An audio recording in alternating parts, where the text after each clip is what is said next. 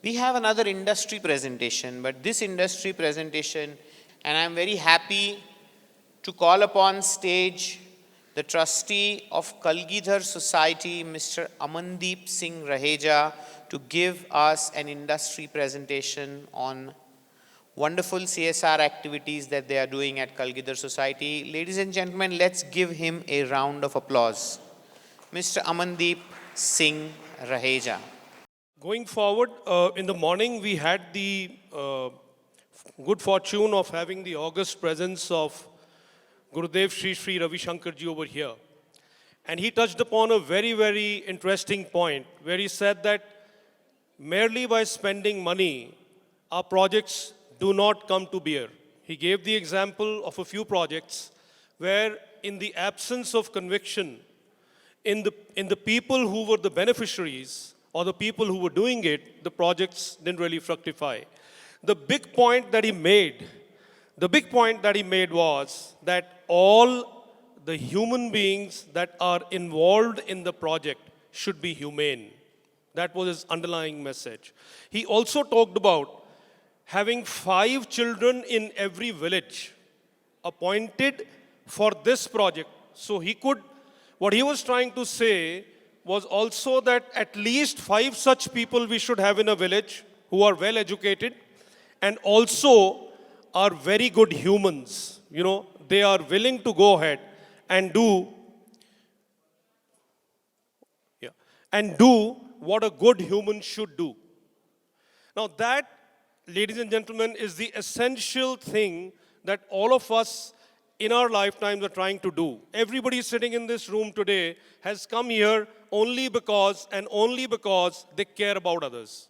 Otherwise, there were so many other professions, so many other careers that all of us could have gone into.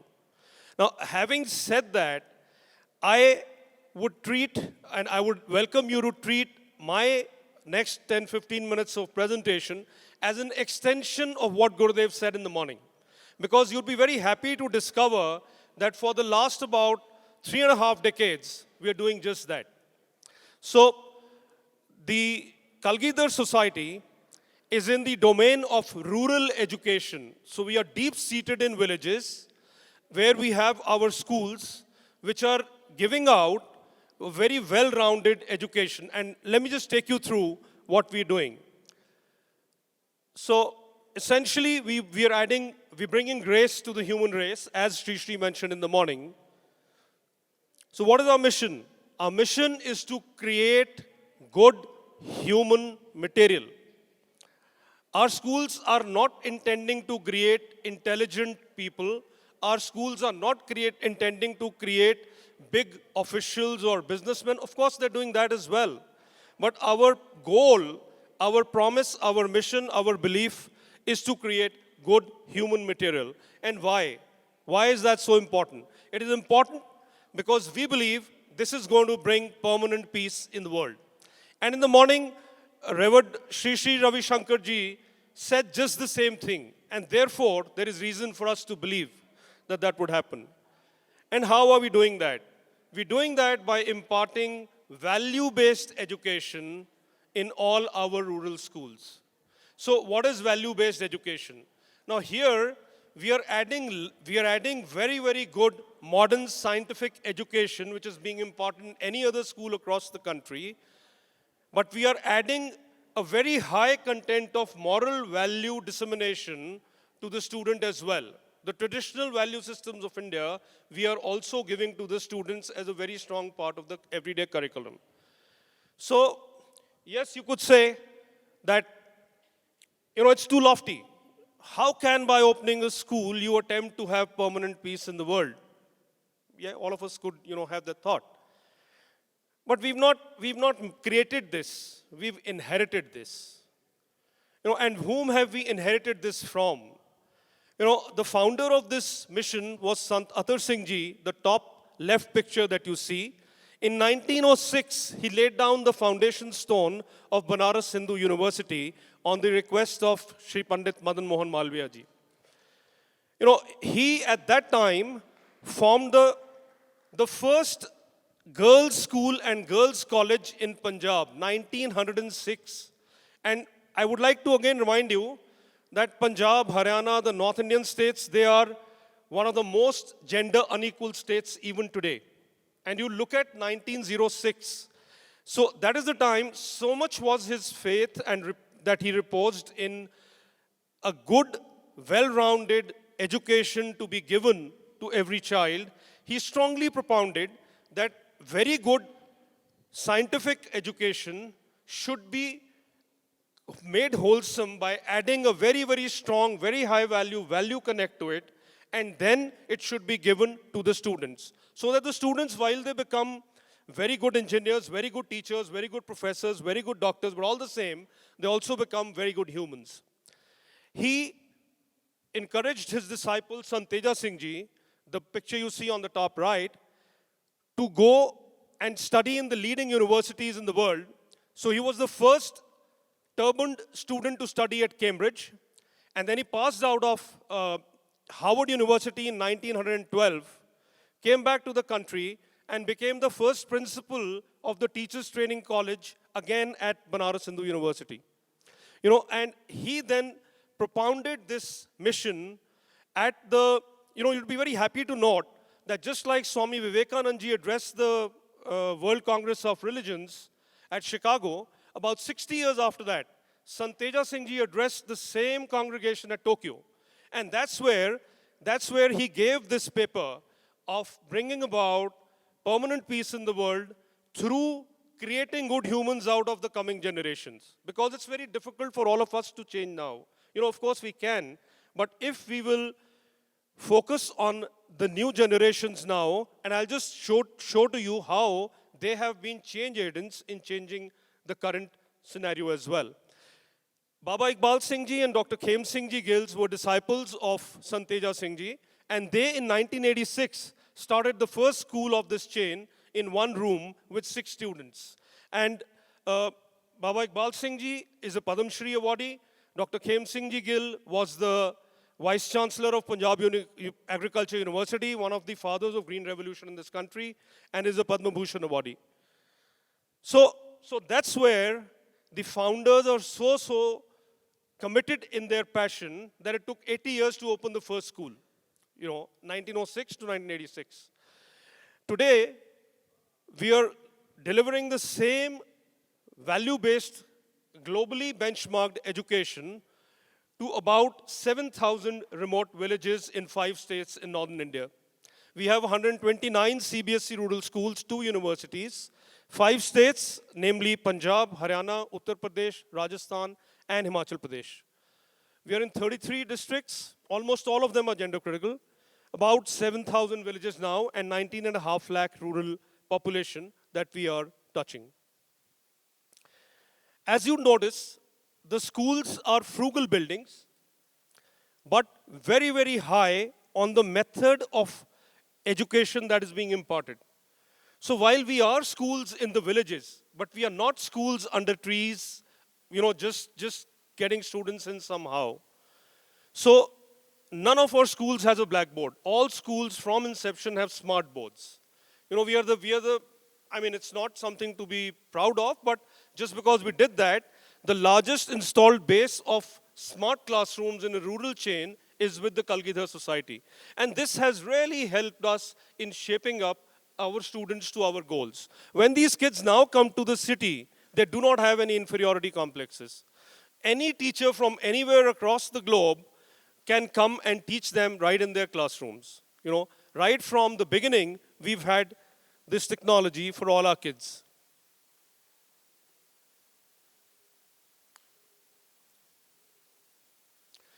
Language labs. This is another great tool that we've been able to use. Now what happens is that just like technology, it's very difficult to get the pronunciation and diction right for these children. Because even at times the teachers who are teaching them do not have the correct pronunciation. So in every school, we have a language lab where kids are taught through audio interventions and even tested through audio interventions. And that's how they've gone on now into various countries to pursue further careers. Of course, ICT and STEM labs, which we have in all the urban schools, very much are there in all these schools. Sports infrastructure is key because, as we all know, these parts of rural India have produced quite a few champions. Compliant transport, the challenges of rural education are completely different. So that's typically what our school buildings look like. Now, why is it important to do rural education? What are the challenges in doing rural education? Why should all the corporates and the NGOs who are working on education, and I'm sure a whole lot of you, because I've heard your presentations earlier in the earlier seminars, are focused on education, you would be able to relate to this. There is no policy for rural education. The urban education policy has been straightaway juxtaposed onto the rural. And that's not the best thing to do. First of all, why is rural education an important aspect? It's an important aspect because 70% of the world's largest youth population that we are proud of being and having in India stays in these villages. And currently, the only program to assist them is a skill development program. Not to say that the skill development program is not important, but what are we doing? As the system we have today, we are waiting for the children to miss formal education and to get admitted into skill development programs. So what is the risk there? The risk is that with an ambition, while we have an ambition to be a superpower in the world, riding on back of this youth population, we might end up becoming a superpower of labor. So therefore, it is very important that all of us, at least some part of our budgets should be focused towards rural education. Because now when you start thinking of it through that prism, you realize that almost all answers to all our problems in the short and the long run will come out of education only. Now the big challenge is, where does the energy and the resource to give this education in the rural come from? So I just share with you what all is possible. You know, of the lot of awards, this is one of the awards I'd like to share with you. This is an award which has been given by the World Book of Records, London, to us for having the world's largest Zoom call. Not a Zoom call, but a largest e-meet. Imagine, schools sitting in deep-seated villages are doing the world's largest call, honored with global record certificate for the largest webinar ever in 2020. Just when Corona started, we realized that there is no way classes are going to go on. And farmers at home, because most of these people are farmers, would have only one phone. So some classes were happening in the morning, some in the evening. Immediately, the technology backend, in spite of the internet issues in the rural India, were created. And we did about 46 to 47,000 children coming together to give one exam on the webinar at that time. So it is not difficult. All the infrastructure is lying there. We just need to put the structure together. You know. So what is the impact? Is there any impact from that? About 4 years back, one of our students from a village school achieved the first rank in the NEET examination. So come to think of it, there are lakhs of students, about I think 15 to 20 lakhs or something like that, kids who are sitting for that exam. If we assume that this examination started about 50 years back, and every year a unique school got the first prize, then there are only 50 schools. In 30 years, you've reached from a village school to the top 50 schools in the country. That's the kind of potential that the kids in the rural have. We only need to build that road for them. You know, that's the kind of talent we are missing out on. So and then in chartered accountancy, All India rank 9. In NDA, All India rank 18. In Bhabha Atomic Research Center, nuclear rank 9. And then what's the outcome? Where are these people finally getting to? You know, IS, rank 33, rank 34. IITs, we've of course got into judiciary, and a whole lot of other business leaders. They've come out as startup captains. They've gone all over. So this is just to underscore the big potential lying out there once an organized and a constructed effort is made. Just on a lighter vein, the gentleman you see, Amandeep Singh, who got the 34th rank. Another great thing about him is he was born in the same village, studied in a local school there in the Akal Academy, and is now the DC of the same place there. So, and there's, in a lot of his interviews, so because he got a high rank, he could choose the cadre and then go there. In one of his interviews, very interesting, he said that, wherever we live and wherever we come from, it's always said to DC thodi laga hua hai. The moment you want to get on a bus and you want to go faster, to DC hai kya? So he always says that. He said, I heard that all my life, but ab main DC hu. So ban gaya. So that's the kind of impact. And the IIM Ahmedabad did a case study on all these academies to figure out if there was actually a system working behind it. This case study went on to win the first prize in that year, which they call the Philip Thomas Memorial Case Study Award out of 700 case studies. And it was adjudged as the #1 case study. And now Harvard as well is using it to give as a case study to their children. So the point is that there is a system which can be used anywhere in the world. It's not, if it's gone from 1 to 129 schools, obviously there's a process working there. And that's what has been underscored by the IIM Ahmedabad. KPMG has put out in one of their reports that we commissioned from them that our admin expense is only about 2.75%. Now that's because a whole lot of volunteers are in the system, like Shri was mentioning in the morning. That's about 4%, 5% is what it's working for them. Going ahead from the schools, we also have established 2 universities because there had to be a logical progression for these children to go to. The undergrad university is an all-girls university and is the first private university to get an ICAR accreditation for agriculture, for agricultural courses. The other one is in Bathinda. It's called the Akal University. And there again, all students are meritoriously going forward and getting accolades. Now, another one big thing that I'd like to share with you here. So what has this done for the social change? What did it do? What did their goodness of these children and this system do to the society?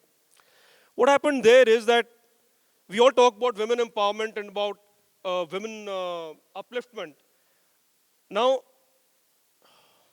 these are areas where a girl, when she's born, she spends a life always feeling, and she's being told by even a family that, "Tu paida kyun ho gayi? Why were you born? We always wanted a boy." She has seen all her life her brother getting milk and she getting only water or tea or something like that. So in those areas, the big problem that we had, and a whole lot of us who work in schools in rural have, is teachers. Where do teachers come from? Volunteers can work for some time, but they can't go and live in a village forever. So a whole lot of these girls from the local villages who had passed 10th or 12th were taken in, and they were put into a teachers training program for about 3 to 5 years. And when they returned to the same schools in the villages as teachers, they were the biggest breadwinners for the family. And they became the change agents that we all required to run these schools. So this is how our teachers' army was created. 85% of the people working for these academies are all women. And they're all women from the villages themselves. So since Santeja Singh ji had got to Cambridge, when Cambridge came to know about these programs of ours, they have their own organization called Helka Todd, and they said they also wanted to be a part of it. So now all these girls in this program are trained in association with the Cambridge University. So the girls from villages who were good for nothing or told that they were good for nothing are being trained to become teachers with the University of Cambridge and put back in these schools. While the children are at school, sustainability, of course, they see in everything. They are made to participate in a whole lot of rallies, in a whole lot of programs which are for goodness. For example, these children hold a Limca Book of Records for organizing the biggest drug abuse rally in rural India. 15,000 children across 100 villages on a single day. And their impact is such that in Punjab, which has a negative connotation of being the largest per capita consumption of liquor in the world, 242 villages inspired by these children have done a resolution in their panchayat to close all liquor vents. So that is what we were talking about, that we will not change ourselves, but these children who are good human material will change us also.